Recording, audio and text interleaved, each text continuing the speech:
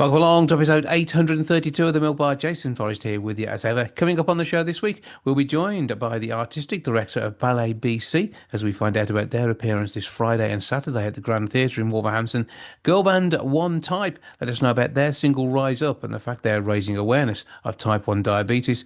We'll be having a chat with Sir Manjit Southey as we find out about the Wolverhampton City Rotary Club and their health screening programme, which is taking place this weekend. Also, on top of that, we find out about the Stafford Festival of Shakespeare as we chat with our Hamlet Benedict Shaw, the Horatio Alex Wadham, and director of Hamlet Richard Cheshire. That's all on the way on the show this week. Welcome to the Milk Bar. Welcome to the Milk Bar. Welcome to the Milk Bar. Welcome to the Milk Bar. Welcome to the Milk Bar. Ballet British Columbia at Wolverhampton's Grand Theatre on the 6th and 7th of June, and they'll be wowing audiences with an absolutely amazing show. To tell us more, their artistic director, Mehdi. Hi, good afternoon. An amazing time on stage, but ballet as you probably have never seen it before, I think, in some cases. Yeah, that's right. It's even if we are called Ballet BC, we are not a classical ballet company, but we present contemporary works. So it's based on classical ballet training, but our dancers are contemporary, modern dance. Now, based in Vancouver and understandably in demand all around the world, it's amazing to see you at the Grand Theatre. And how does this tour come about? The company has been actually in the UK back in 2018 with Dance Consortium, so doing kind of the same tour that we are doing now. And it was nominated for an Olivier Award at the time, and we've been talking since then about coming back, and then COVID happened, so it took a little bit longer than we had hoped for.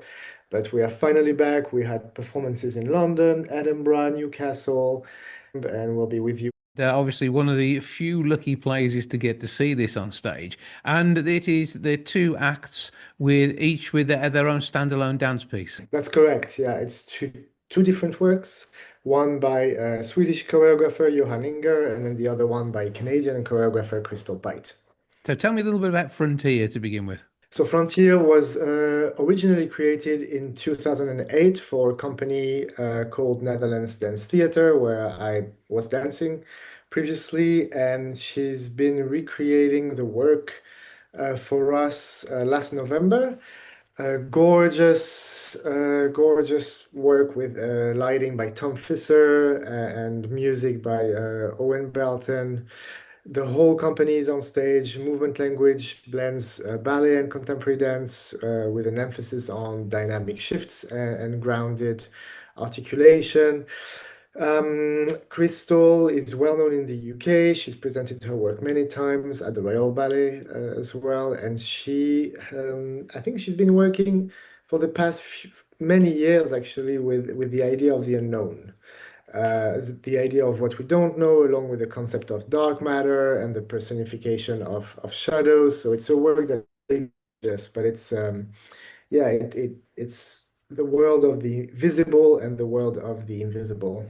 Well, that sounds amazing already. And after experiencing that, we get a short interval before moving on to passing. Now, this is your legendary Swedish choreographer and collaborator, Johan Inger.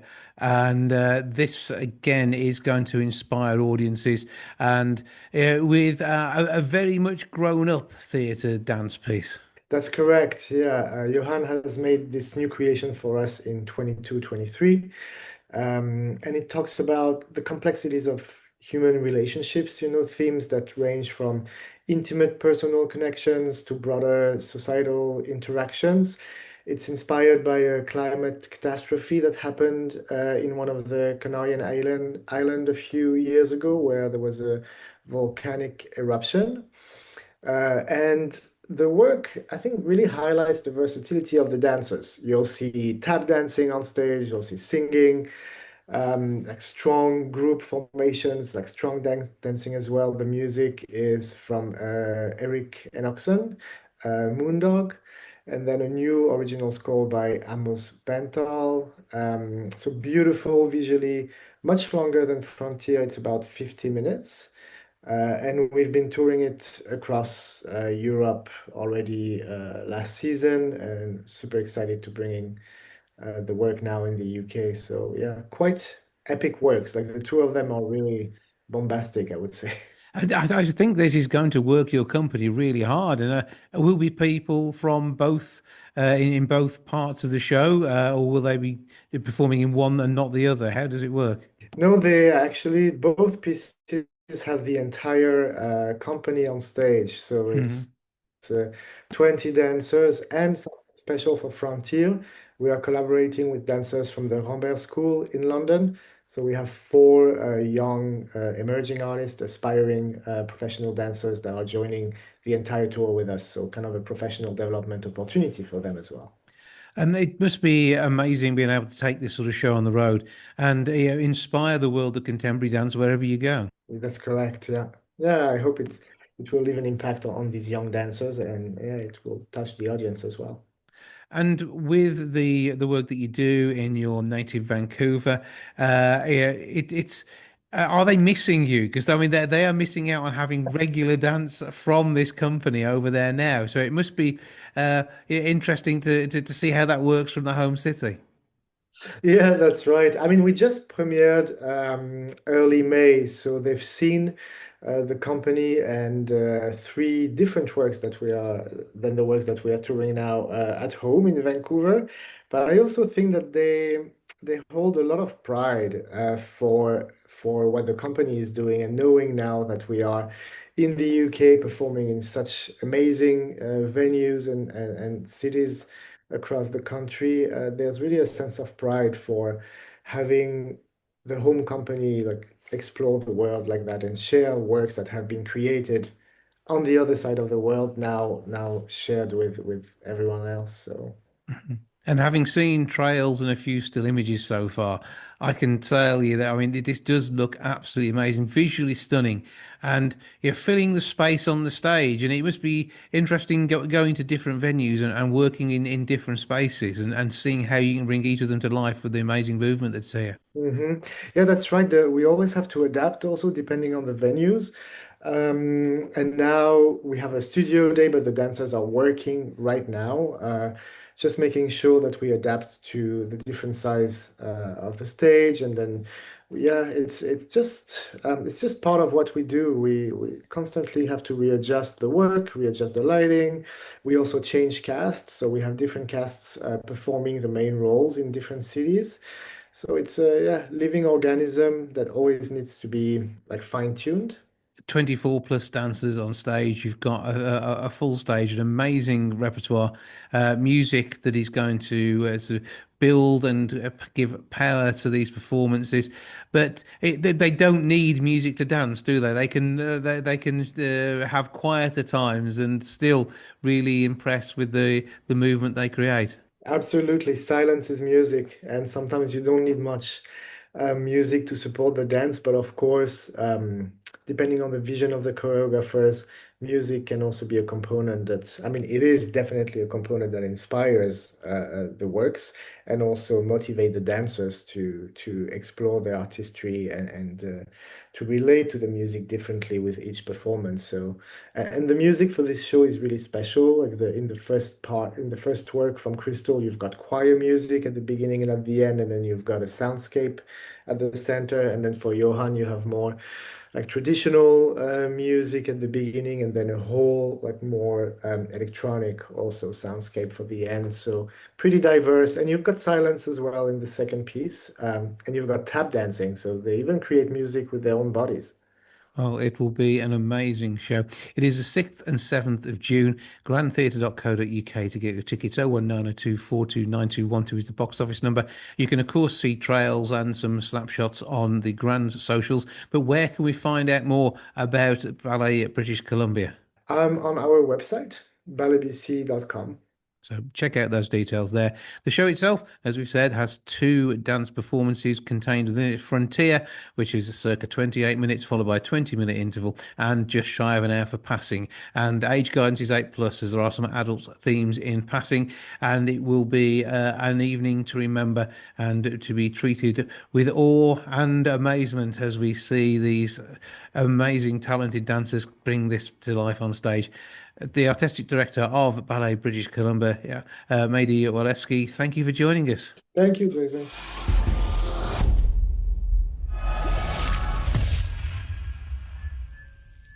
Now, Wolverhampton City Rotary Club have a brand new health programme with a special event taking place in July. To tell us more, I'm joined now by Sir Manjeet Southey. Good afternoon. Good afternoon to Jason.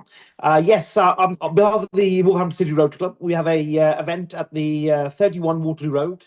It's an office block, and it's a supported project by the Wolverhampton City Rotary Club with global diabetes. And the event is on diabetes, blood pressure, and prostate cancer is what we're doing. So an opportunity to get screening done for those 3 conditions, and something that's obviously being done without cost to those people who are getting tested. But it is vitally important to get people's blood sugars monitored, also to make sure that their blood pressure is in a good range, but also for those born male to make sure their prostates are not going to give them any grief as well. That's right, yes. Prostate cancer in this day and age, unfortunately, is growing. I've just picked up an article this morning.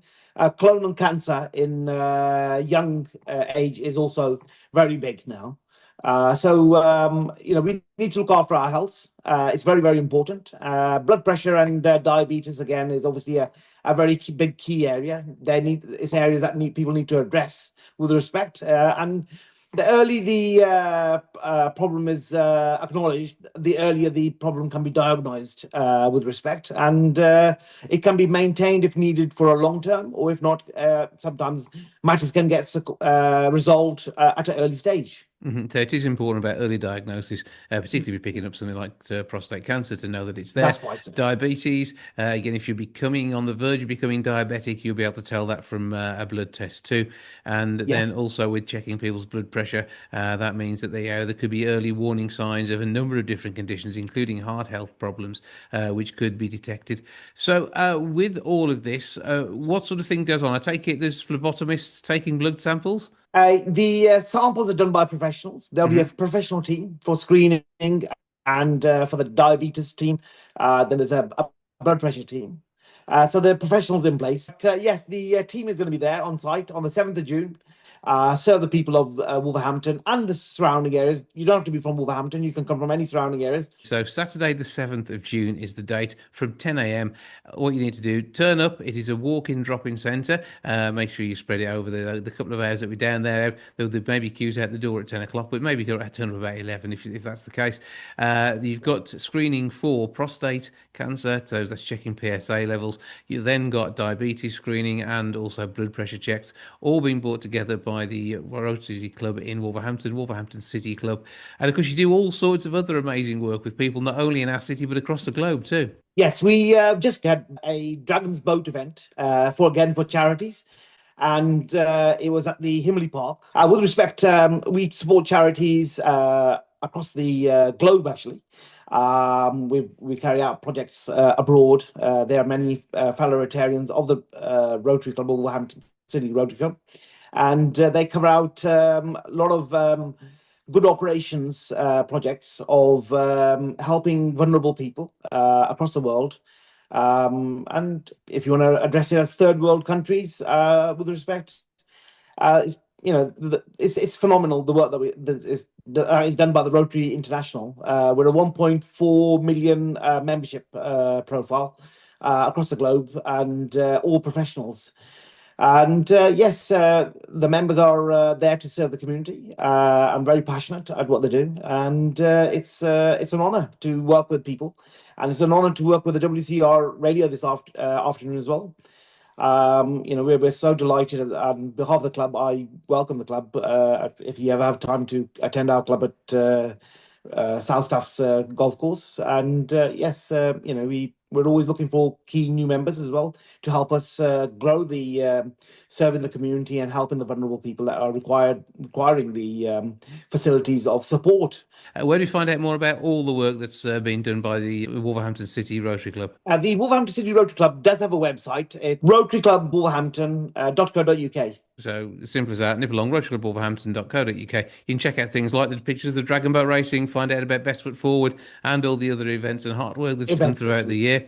Well, that's right, Samanjit, Sothi, thank you for joining us. Keep up the good work, and I hope you get checked out to make sure you're well on that event on the 7th. I will definitely get myself checked out as well, and I request you to be taking out some of your time and attend the event as well, please, sir. I'll see if I can get down there. Thanks for joining us. Thank you, Jason. God bless you too, sir. Thank you.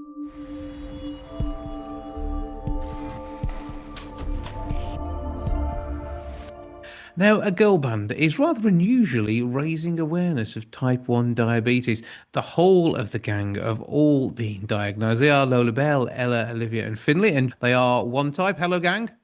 Hi. And also we have Karen Palmer, Head of Medical General Medicines of the UK Ireland at Sanofi. Good afternoon to you. Hi, nice to meet you. Good to meet you too. So, first of all, Karen, tell us a bit about the research you see here, because 91% of people with autoimmune type 1 diabetes believe it affects their mental health as well as, of course, their physical concerns too, and the danger that goes alongside hypo and hyper attacks. Yeah, absolutely. So thank you for raising the research that's gone on today, and is the reason why we're sat here, along with raising awareness with the girls around type 1 diabetes. 400,000 people in the UK, which is enough to fill Wembley Stadium 4 to 5 times over, live with the autoimmune condition type 1 diabetes.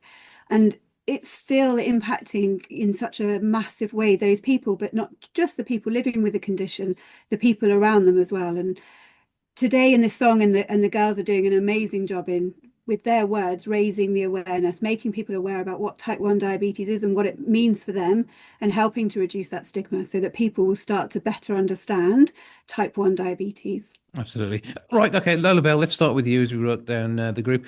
So type 1 diabetes is often diagnosed a little bit late. When did you first find out you were suffering from the condition? I found out when I was 7 years old, so I've had it for 6 years now. It involves some lifestyle changes, doesn't it? Yeah, definitely a lot changed in my life when I found out. It was a big shock, big differences I had to make to my daily life. Mm-hmm. And Ella, what actually happened for you to discover that you were type 1? So I had a lot of symptoms. I was really thirsty. I got very thin. Going to the toilet a lot, and then I got diagnosed at the age of 8. 8 years where something was going on, but obviously then it transpires that you've got a diagnosis. And Olivia, I mean, when you got your diagnosis, did it actually change things up? Was it a relief to at least know what was happening? So when I was 8, I had really bad tummy aches, and I was like, what's wrong with me? So we went to the doctors, and when we found out, I'd never really heard of the condition before, so I was really confused. But it was good to kind of get an answer of what was wrong. And Finley, again, this is something which hits you quite hard, and suddenly you're faced with your teenage years being somewhat different to your peers. Yeah, so I was diagnosed when I was 10. So that was 4 years ago now. And I recently just moved schools. I was previously at Danes Hill until year 8, and then now I've gone to Box Hill. And I went to Box Hill, and everybody there was so welcoming, like with my diabetes, because there are a few students there who already had diabetes, and at my old school I was the only diabetic kid, so it was a very nice environment to come into. And Karen, it's about understanding the condition, everybody having an awareness, really, the same way as we would treat somebody well and be understanding if there's something like anaphylactic shock due to peanut allergies. This is a different condition, most definitely, but equally it's something that needs to be understood in schools, even though it may not be something that would cause an immediate reaction as such. But you need your mates to look out for you in case of any signs or symptoms that you haven't been able to catch up on yourself. Yeah, absolutely. And it's that awareness piece that's critical, going with high blood sugars or low blood sugars, and the girls can talk to this better than I can impact the way that they're behaving. It can start to show up in different ways. They can become hyperactive, or they can start to, show different behaviors, and just people being aware of them, the potential reasons behind it, and being able to help and accepting of what's going on around them, and is critical for people living with type 1 diabetes, but also for a wider community as well. And obviously, you could appear to be drunk, even though that's obviously not the case. And certainly, it'd be unknown for a rock band to get together and start drinking. Oh, you're too young for that now. Okay, so that doesn't happen yet. But I mean, when you've come together and brought this band together with the work that's been done with Sanofi and Stagecoach, it must be really exciting for all four of you to be getting involved in all of this. Very excited. It's been a great experience. Okay, so who does what and takes what role in the band? We're all like the lead singers, we all have our own part, and then in the chorus we all join together. So it's like we all get our singing moment. I think that, yes, and it is about having your moment as well. And I think that's, again, it's part of highlighting the condition, but also highlighting that everybody should have their moments and that nothing should be holding them back. What sort of reactions have you had so far? All positive ones. We've had such good feedback from anyone that's heard it. But I mean, Karen, again, it's about getting that message across and sort of dealing with something which is just part of life for these girls. Yeah, absolutely, 100%. It's about getting that message across, and for me, what really stands out about all four of those amazing girls is the positivity that they have, and that's critical for people living with the condition to see actually, what you can go on and what you can achieve living with type 1 diabetes, and that's a fantastic. We're super proud of them at Sanofi and obviously Stagecoach as well. Right, girls. Okay, so you've got to plug the song now. I'm Lola Bell. I'm Ella. I'm Liv. And I'm Finley. And we're one type. You can listen to our song Rise Up on all streaming platforms like Spotify, Apple Music, Amazon Music and YouTube. They are one type. Thanks to them and to Karen Palmer, Head of Medical General Medicines at the UK and Ireland at Sanofi. Thank you all. Thank you. When I first got the news, lots of questions at school. Thirsty, tired, getting thin, felt the fear creeping in. Came as such surprise. Didn't know type 1 from 2, hard to know what to do. I felt bad for so long, did I do something wrong? It's not something I brought on. But slowly I learned I'm not on my own. Got the help that I need now, I'm in control. With friends I can balance the highs and lows. We rise up together. Rise up together. We rise up together. Rise up, we're in this together. We'll go hand in hand. And through every challenge, I know you'll understand. So many roles I had to play, I save my life every day. I'm my own nurse, but it's so cool. On alert all the time. Gotta know the signs.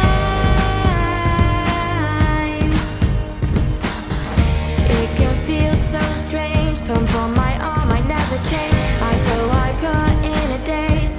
Always try to stay in range. 'Cause I'm here to stay.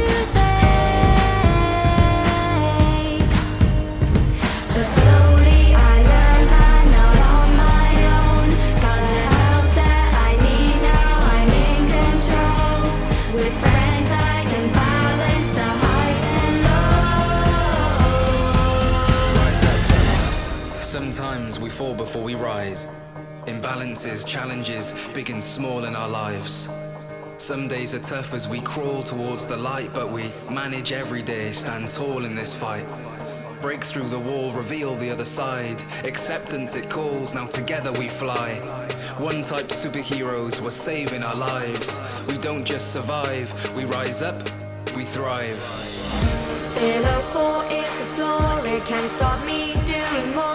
I have to take time out, but I have no doubts. I'll figure it out. There'll be good days and bad, sometimes it makes me feel so mad. But when I dance I feel so free, no it won't stop me. Be who I wanna be.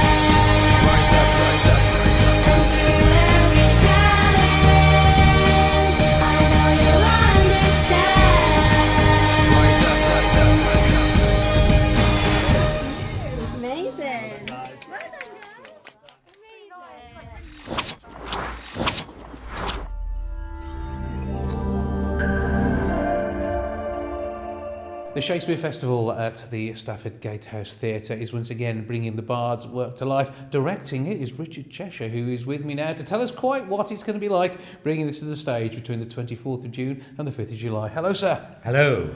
Now, obviously, exciting times ahead, and when you've got a 3+ decade festival that you're at the helm of directing, obviously the pressure's on. Maybe it is now anyway. I do feel it, but as the moment I started working with this fantastic cast and delving into the text of Hamlet, and we've done a good 6 or 7 months preparation on this, it's like a dream come true to be working on this play. Because I hadn't read it for 25 years. Mm-hmm. I've seen it so many times in the theatre, but coming back to it, reading it in a fresh light, it made me think, this is such a fantastic story. It's about incest. It's about an adulterous king, an adulterous relationship between king and queen. It's about Hamlet meeting the ghost of his father and being asked to avenge his father for his father's death. And it's like, that's murder, that's regicide, that's to kill a king, fratricide, to kill a brother, a brother killing a brother, and his mother in this incestuous relationship. And it's like, it's just the most amazing story. And that's what we're concentrating on. We're telling a really exciting story that moves at a fast pace. I've cut the text down to 2 hours, 10 minutes. You're not sitting for 4 hours, 20, which, if it's played in its entirety, it is. And it really is a gripping tale. That's why it was so good to come back to it afresh, not having a lot of baggage with me about it. Yeah, so it's almost you've picked it up, you've worked on where you need to be with it, you've brought it into modern times for its appearance, but the language stays the same, and you've still got all of life in there. I mean, you described the highlights, which make it in some way scandalous or remarkable, but actually you've got the unremarkable in there as well. And I think that's one thing Shakespeare did so well. He wrote characters in there that people could identify with from their own lives, alongside seeing these bigger characters. I think you're absolutely right, and you've hit the nail on the head. And I think people will feel for Hamlet, realise the predicament he's in, the situations that he's in, and be with him right through the play to get his revenge. And of course, what is great, as you've quite rightly said about Shakespeare, you meet some ordinary blokes. You meet the gravedigger with Alas Poor York, the famous first skull scene. And these ordinary people, with simple language, say so much and remind us about questions that we ask ourselves day in and day out, at times of stress, when we're depressed, or when we're related sometimes. All kinds of questions about why are we here, who are we, what is there an afterlife, what happens when we die, where do we go? All these questions which we've asked for ourselves for centuries, haven't we, and come up with different answers, are in this play. And I think as well, when you're directing too, I mean, you've got to take input from the rest of the team, the production team, and everybody else as well. But how much do you see as your vision compared to Shakespeare's vision? And how did you blur the lines between the two? Well, it's a fascinating, great question. So my starting point was when I was auditioning for Hamlet, and as soon as I auditioned Benedict, I thought he's got to play the role. And I asked him my way into the play with him, because obviously in those times people were very religious. They were, practicing Protestants in Elizabeth's time on the throne. I asked him, have you ever seen a ghost? No. If you were to meet a ghost and you get to know that ghost tells you was your father, and he tells you how he's died, and he asks you to revenge him, that changes your life view. Because you now know there is an afterlife, there are such things as ghosts, and this ghost tells you he comes from purgatory. So purgatory becomes very real for you, and you may be skeptical. You may be completely irreligious. You may think when we die, that's it, the end, we die. You can't do that in this play, because you've met somebody who's come from the grave that you saw buried, and he's conversed with you, and for a while he's taken hold of you, he's touched you, and you believe that you think this is not the devil impersonating a spirit. You think this is a good man. You question it. That alters and changes your life view. And I think that was the contemporary way and we got into the world of the play for a modern day audience. So there's a path to the story, a story that's told with passion, understanding, and done in such a way as you're approaching the audience through modern looks to bring those Shakespearean words into their minds, and it's almost like you've got a Babel fish in your ear, translating for you, isn't it? Exactly that. And the words, it's an actor's job to make sure some of these words are very difficult. That's why I've cut partly half the text, because I think the story, in those days people went to hear a play, not to see a play. We go to see a play, and I think 2 hours is enough, to be honest, but we are. Those questions are being asked, and I think the actor's job makes the language very accessible. I've sat in rehearsals at the end of the first week thinking, although I know I'm watching Shakespeare and I know they're using Shakespeare's language, this feels like contemporary English, even though we're observing all the verse and the verse structures. Mm-hmm. And when I say I'm setting it contemporary, I want to assure people here, I'm not doing anything gimmicky. It's a cheap world, really, because happily in this world there are no mobile phones. So there's no kind of social media and things. But it's as if the play is happening here and now. It's in modern dress because I think the people are more accessible, more easily to identify for audiences today than doublers and hose or whatever. And I think the story has so much resonance to today. And there's a lot of, there are a couple of scenes in it where it's connected with Fortinbras, who wants to come back and take back from Denmark the lands that it lost by war. And there's some discussion about the futility of war in it, and dictators, kings taking over other people's territories. You can make. It sounds familiar. Yeah, there's definitely familiarity. Yeah, we won't go to who, but you can see. So that's the wonderful thing about many wonderful things about working on Shakespeare. You can see the modern day relevance. You can hear it. It's there. Well, I know that you and the team are putting together, as ever, an amazing festival. If you want to get your tickets, I know you want to get your tickets. It is gatehousetheatre.co.uk. The box office is 01785 61 9080. Richard, have a great time in the run-up to it. You almost get to relax once the festival starts, don't you? I do. Actually, I've got a ticket to Turkey 3 days after we've opened, and then I'm back to see the last few performances. So. And see how it evolves, because these things do. Yes, that's the exciting thing. Well, have an amazing time with Richard Cheshire. Thanks for having a chat. Thank you.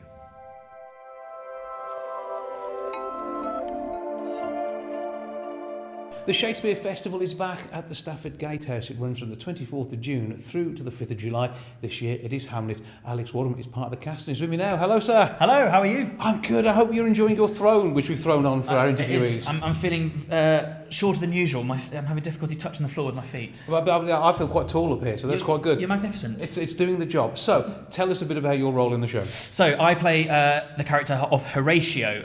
Horatio is famed for being one of Hamlet's closest confidants, if not his best friend.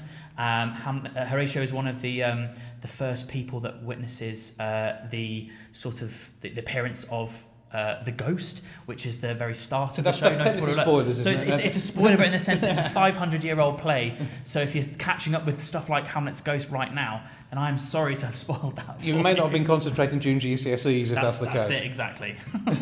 But I mean, one of the better known, better loved regular shows, which gets covered in all sorts of things, but Stafford always puts its own spin on these things, doesn't it? It definitely does, and the spin we're putting on this production of Hamlet is certainly inventive. It's really creative. If you've seen any of our social media posts, this isn't a spoiler, but we are transposing it to modern day, which is going to be really exciting for people to see. I think it adds a real sense of realism and threat to the world that Hamlet, the play, exists in. And I think it's going to be a really great touchstone for people coming to watch the show. And I think as well, because Hamlet and the language of Shakespeare can be confusing. It requires amazing actors and storytelling sometimes to bring the words to life that to make it make sense for people. And again, this is something which the Gatehouse does every single festival. Yeah, they really do. I mean, we're spending a lot of our rehearsal time dedicating to the meaning of the text to make sure we have a really clear understanding of what we're sort of, I don't think trying to say, but the thing about Shakespeare that's so amazing is, although the plays have been around for so many hundreds of years, there is still debate and conversation to be had about how and the why and the specifics, and how you're setting it really informs that. Who is playing the characters really informs that. And so, I mean, we're just having the best time, like making these choices and trying stuff out, and it's going to be something really exciting for people to come and watch, I think. And the fact that you're Lichfield born and bred, and this is a festival which you'll have known about growing up as well. That's it, definitely. I mean, it's something that when I was training to be an actor, Stafford Shakespeare was a pinnacle place to come and do work like this, and I feel absolutely privileged to come and be working here for the summer. And what for you has really set this production on fire? Because they say we said that we have modern day, there's something different, but how is it really touching you? Because I mean, this isn't the first time you visited Shakespeare, is it? Not the first time I visited Shakespeare, no, but the first time I visited Hamlet, actually, since training. What's exciting me about this production? Firstly, the amazing cast, like. Everyone in the read-through was bringing something to the individual characters that was really inventive, and putting this spin on it that when you've heard lines that have been spoken so many times before, and you're getting chills down your back, they're making you laugh just from the way people are delivering lines. That's always exciting. But also for me, I trained at Aberystwyth University before I went to drama school, and one of my tutors there and directors there was Richard Cheshire, who is the director of Hamlet, and I had the most amazing experience with him, a real gift of a rehearsal process. Every time we worked together, really working on research and textual analysis and getting to the real grips of it. And it's like the gift of time to really knuckle down and work on something like this. I mean, that is what's setting me on fire completely. Well, it's going to be an amazing production. That's guaranteed. We know that. Scenery and setting all sort of will be built into place. That's Costumes as well. Costumes How are you enjoying that? Because fittings are the clue at this stage. Is it a look that you're going to enjoy? It's a look I'm going to enjoy. I've seen some of the photos that Patrick, our designer, has created for the characters that we're playing. They're looking really exciting so far, and I think there's going to be some elements of this production that people are going to be really surprised by. Well, it's going to be an absolute treat. Gatehousetheatre.co.uk is where you can get your tickets. Give the box office a shout as well. But it is the Stafford amazing Shakespeare Festival. Runs from the 24th of June through to the 5th of July. Have a brilliant time of the show, break a leg, and just thrive in this amazing world of creativity. Thank you so much. Looking forward to it. See you there.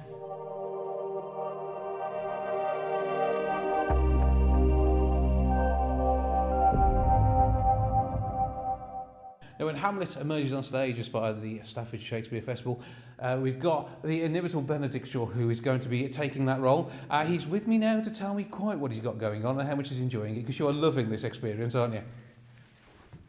I am. Sorry, I only have to take this off you because you can hold the microphone. No, I must. Well, I obviously hold quite a few things in the play as well, namely the skull. Yes. Yeah, no, this is probably the most challenging thing I've ever done, but at the same time the most exhilarating. I'm really, really being pushed into every kind of corner of his mind, every fluctuation, and the text and the cast and the director really encourage you to kind of go to the most brave moments, push yourself beyond what you think you're capable of. So I'm living the dream, really. Well, yeah. I'm going to take the pseudo skull back from you. Take it from me. But obviously it is immersive, isn't it, Shakespeare? I mean, you've got to live it and believe it. And I think particularly the time over which the stories have been known and told, you've had many actors in Hamlet's shoes. And I think, again, that's part of why you have to believe you are he.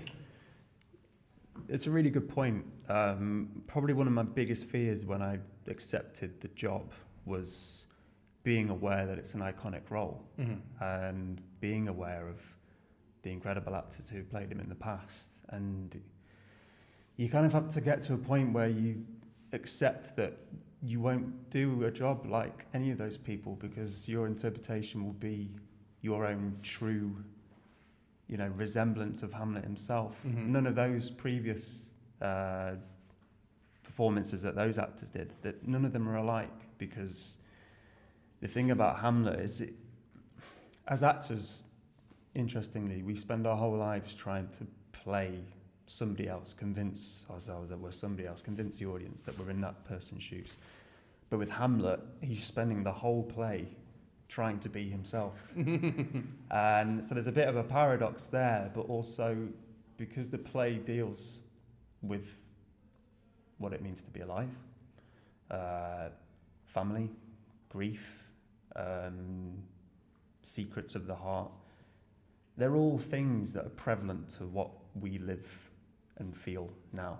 So if Shakespeare was writing about these things 400 years ago and they resonated, the key and the trick for us now is to make these themes prominent and make the audience feel them and sense them and taste them, and make them get completely immersed in our storytelling. And part of my job is to make it as sincere as possible. So it's, you can be inspired by what people have done in the past, but actually it's about how I respond to the text. What does the text tell me, and what do I want to bring to the role? But when you're working in TV roles and the likes of Emmerdale, you've got there a life you're bringing to the screen that, again, people believe in, and they're living a story alongside them. So, I mean, is this even more immersive than sort of taking on a role where you're walking down the street, people believe you are your character?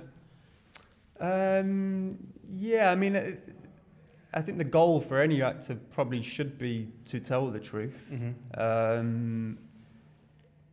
The difficulty with this play, and what makes it such a challenge that most actors want to accept, is the fact that it is so multi-layered and multifaceted, and the only way that you can therefore do it justice and put it on stage and ask for an audience to come and see it is to find the truth in what you're saying.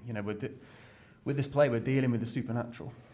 We're dealing with pretty big plot points, things that happen around Hamlet that are quite extreme and quite extraordinary, and to him quite cruel and disbelieving. So, I have to think very hard when I work on the script and work in rehearsals. What truth do I bring to that? How do I respond to those things that make sense? It's about finding a clarity, really, and a specificity. But you mentioned Emmerdale. I probably would have approached that role in a similar way.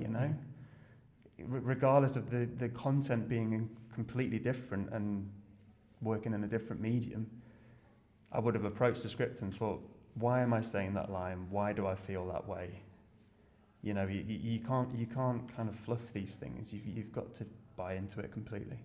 And Shakespeare was one for testing his actors, wasn't he? And I think that's again another part of it. You're being challenged every time you pick up a script. Yes, I mean, he does. Many people argue that and it's probably true, he does give you clues and tips, actually, because his verse form is written in such a way that he's actually kind of telling you where to breathe, where to end a thought, where to begin a thought. Does a new thought come quickly? So that's really useful in terms of dealing with particular parts of verse. And then he'll actually, in Hamlet, he writes in prose quite a lot, which would suggest that some of the thinking might be a bit more casual and maybe almost everyday to how humans think these days. But it is tricky, but I think that's probably why people want to do it, because there's such a richness in it. There's not really a naturalism.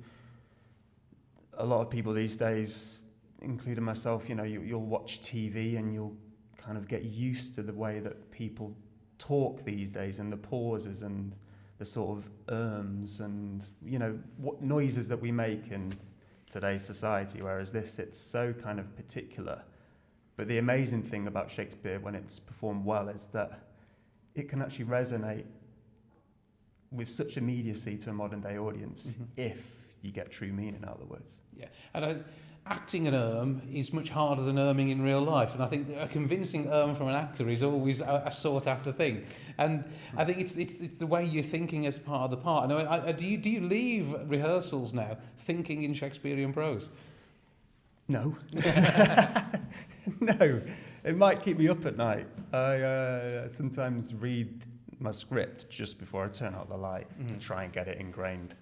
Because there are words that are obviously quite archaic. There are some phrases that have double meanings, and you want the audience to be able to convey that, to understand that, sorry. But no, thankfully I'm still talking normally.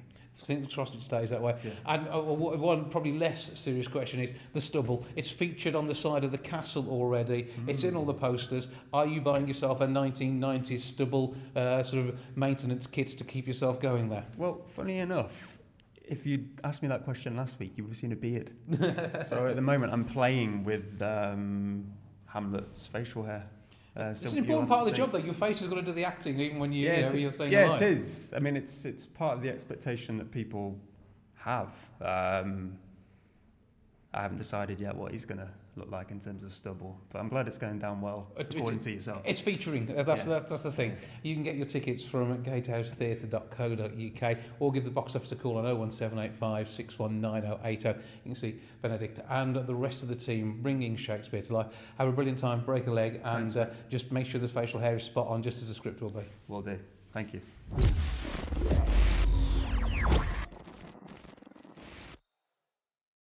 That's all for this week. Thank you so much for joining me. Back with episode 833 next week. I hope to see you then. Ta-ra for now. Goodbye from the milk bar. Goodbye from the milk bar. Goodbye from the milk bar.